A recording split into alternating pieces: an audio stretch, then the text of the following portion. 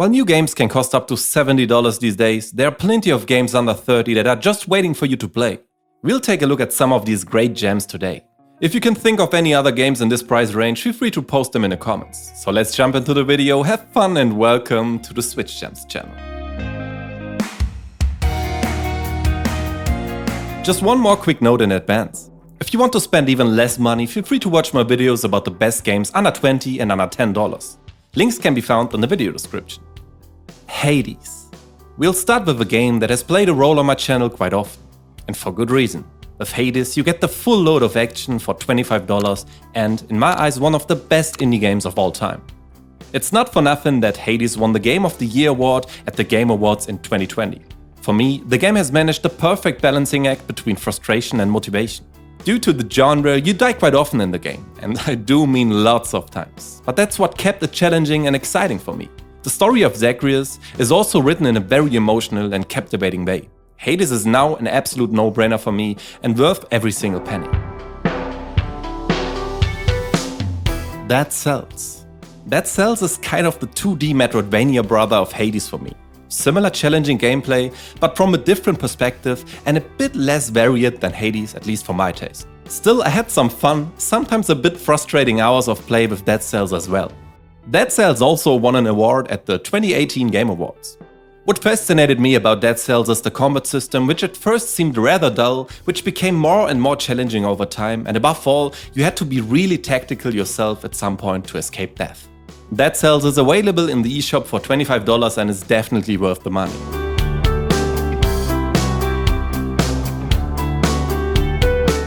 Ori and the Will of the Wisps.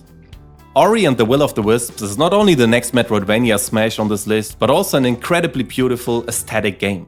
Super stylish hand-drawn graphics meet an atmospheric soundtrack. Ori and the Will of the Wisps tells the story of Ori, a little forest spirit who embarks on a journey to find his lost home. The story is written in a touching and emotional way and is super atmospherically supported by the elements just mentioned. Even though Ori is a bit less hectic and action-packed than the previously mentioned games, Ori is also absolutely challenging and addictive. The $30 is definitely well invested in this game.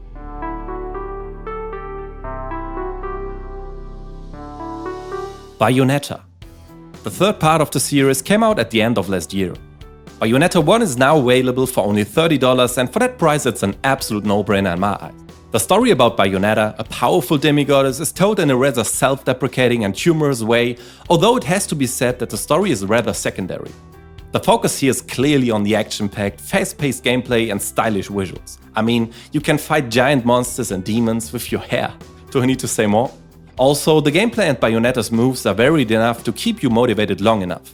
So if you are looking for a cheap entry into this franchise, you can't go wrong with the first part, even if parts 2 and 3 are a bit stronger.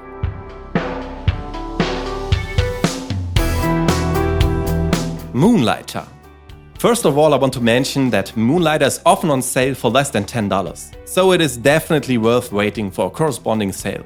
But even for the standard $25, I would recommend the game without hesitation. In general, I've been a big fan of such hybrid concepts since Stardew Valley and Rune Factory. Moonlighter also plays with several genres without diluting them. On the one hand, we fight our way through dungeons and farm resources, on the other hand we manage our own store where we can sell our farmed items. A mixture of dungeon crawler and store simulation.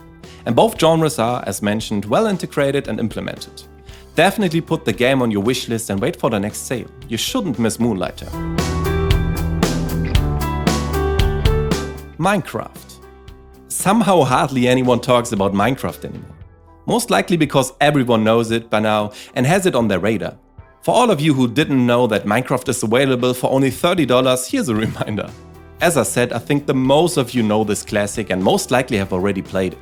However, I would like to take this opportunity to say what an incredibly awesome, huge, creative and unique masterpiece Minecraft is. There are few single-player games that you can throw into your Switch over and over again and for many years to come and have fun right away.